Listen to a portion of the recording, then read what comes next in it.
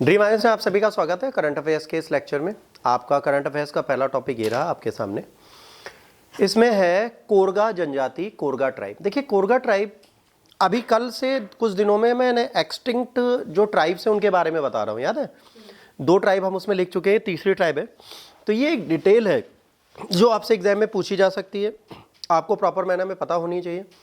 तो ये अब कोरगा जनजाति है कहाँ? पहली चीज, कोरगा जनजाति की जनसंख्या ही कम हो रही है। मतलब मान लीजिए इनकी पॉपुलेशन, मान लीजिए इनकी पॉपुलेशन 100 थी तो 80 हो गई है। तो ये डिक्लाइन हो रहे हैं, मतलब ये बढ़ नहीं रही है, जनसंख्या ही खत्म हो रही है। तो कहीं ना कहीं ये ट्राइब भी संकटग्रस्त है। और संकटग्रस्त क्या हो सकता है? ट्राइब के लड़के बेचारे बाहर जा रहे हो, है ना, अपनी ट्राइब को छोड़ के दूसरी ट्राइब या सामान्य जनजाति की लड़की से प्रेम हो गया हो, उसने कंडीशन दी होगी तो मेरे घर पे चलो तो रह लो। लड़का गया हो या लड़की गई हो, वो सब फिर शहर के हो गए। देखिए कोई भी ट्राइब जब रहती है, वो जब अपने कल्चर में रहती है तब तक तो रहती है। बट मान लीजिए एक ट्राइब जंगल से बाहर निकली, अपने कल्चर से बाहर निकली, उसने मॉडर्नाइजेशन देखा। नो डाउट मॉडर्नाइजेशन इज कूड़ा।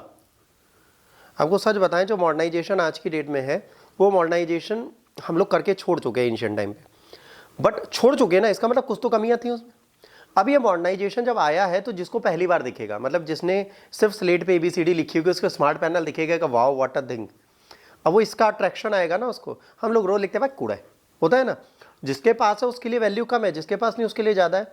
तो जब ट्राइब मॉडर्नाइजेशन में एजुकेशन की तरफ जाती है तो अपने अंदर बदलाव लाती, और उस बदलाव में वो ट्राइब के साथ जुड़ना नहीं चाहती। वो क्या सोचती है कि इसी कस्टम कल्चर को मुझे दोबारा फॉलो करना पड़ेगा, इससे बढ़िया है मैं ट्राइब से ही बाहर हो जाऊं। तो ट्राइब को बायकॉट करते हैं, ट्राइब से बाहर होते जाते हैं, इससे जनसंख्या भी कम होती है और फर्दर जनरेशन जो है वो बढ़ने की जगह घटने लगती है। तो ये पहला रीजन आया सामने हमारे कि भाई ट्राइब कम क्यों हो रही। तो आइए इस ट्राइब के बारे में जानते हैं। ठीक है, रेवेन्यू डिपार्टमेंट ऑफ केरला जो है उन्होंने स्टेप लिया है, लैंड टाइटल्स पट्टा जो है कोरगा ट्राइब का, ठीक है, उसको ऑपरेशन स्माइल के तहत उन्हें दोबारा देने के लिए। अब भू स्वामित्व उसका करने की कोशिश कर रहे हैं। ठीक है, एक कोरगा जनजाति है, इसकी जो भूमि है उसके स्वामित्व को पट्टा प्रदान करने के लिए इन्होंने क्या किया है, पूरे का पूरा एक उपाय और योजना बनाई है। देखिए यहाँ पे एक प्रॉब्लम है, जैसे अब यूपी की बात करिए, ठीक है, लेट सपोज हम अपने सुंदर उत्तर प्रदेश की बात करते हैं। ये एरिया जो है इसको हम क्या बोलते हैं, वेस्टर्न यूपी। इस एरिया को हम बोलते हैं ईस्टर्न यूपी, है ना। सिर्फ हम यूपी की अगर बात कर लें, ये जो वेस्टर्न यूपी है इसकी बात करें तो यहाँ पर रिचर फार्मर्स हैं। जब हम वेस्टर्न यूपी में जाते हैं तो यहाँ पे कौन है, यहाँ पर अमीर फार्मर्स आपको मिलेंगे, रिचर फार्मर्स मिलेंगे। और जब आप ईस्टर्न यूपी में जाएंगे तो यहाँ पर आप कौन मिलेंगे, यहाँ पर आपको पुअर फार्मर्स मिलेंगे। यहाँ पर कौन मिलेगा बेटा, पुअर फार्मर्स मिलेंगे, और यहाँ पर आपको रिच फार्मर्स मिलेंगे। जब वेस्टर्न ईस्टर्न यूपी की हम बात कर रहे हैं तो वेस्टर्न यूपी में रिचर फार्मर्स का एक कॉन्सेप्ट चलता है। क्या कॉन्सेप्ट चलता है? ये रिचर फार्मर इसलिए हैं क्योंकि इनके आसपास का जो एरिया है वो क्या है, हरियाणा जुड़ा हुआ है, दिल्ली जुड़ा हुआ है, NCR जुड़ा हुआ है। तो यहाँ पर क्या रिचनेस आने लगती। बट अगर इधर की बात करें तो यहाँ पर पहले तो लैंड होल्ड्स बहुत बड़े बड़े, मतलब बड़े बड़े पट्टे बने, लैंड होल्ड्स बहुत बड़ा है। जब लैंड होल्डिंग बहुत बड़ी होती है तो इनको फायदा होता है। यहाँ पे इनके पास लैंड होल्डिंग छोटी है।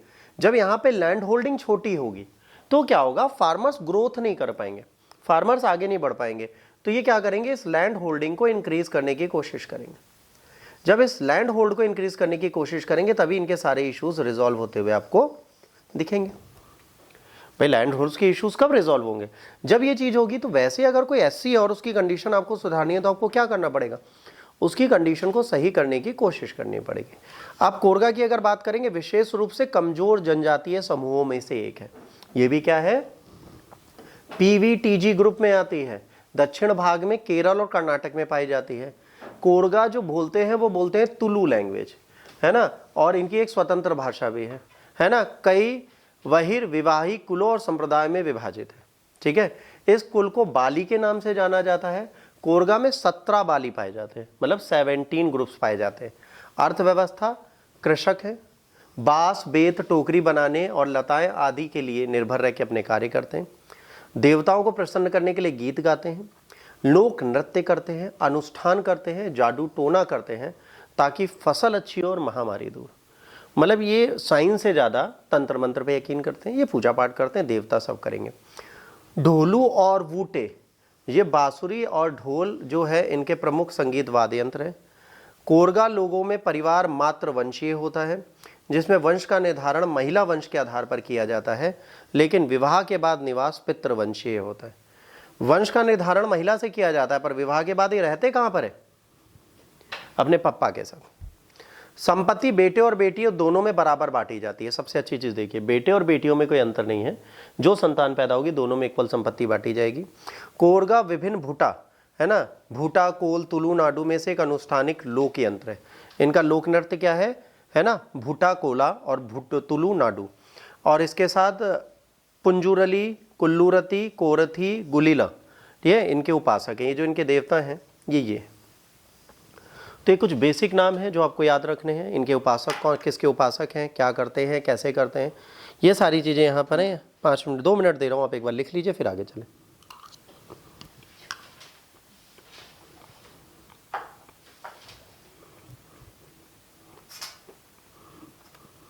पुंजुरली, कल्लूरती, कोरथी और गुलिगा,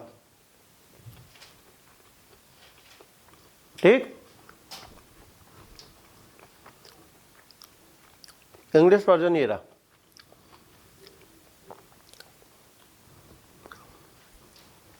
लिख लिया? अब इसमें और आगे चीजें समझिए क्या है। अब जो हमारे यहाँ पर्टिकुलरली वल्नरेबल ट्राइब ग्रुप है, पीवीटीजी ग्रुप है, उनको हमने लिस्ट किया एक मैप पे, ठीक। अब ये मैप है, इसको आपको याद करना पड़ेगा। मतलब ये मेरे पढ़ाने से कोई मतलब नहीं है।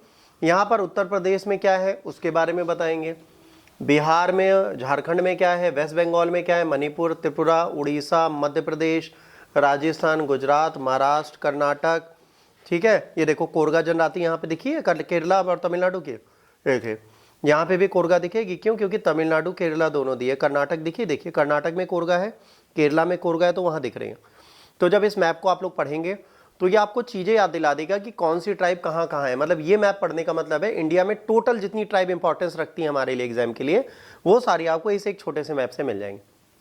तो अगर इस मैप को आप रट लेंगे तो आपकी 90% चीज़ें यहीं से खत्म हो जाएंगी। जो ट्राइब वाले क्वेश्चन आते हैं, आप स्टेट याद रखोगे, अपने आप आपकी चीज़ें होती चली जाएंगी।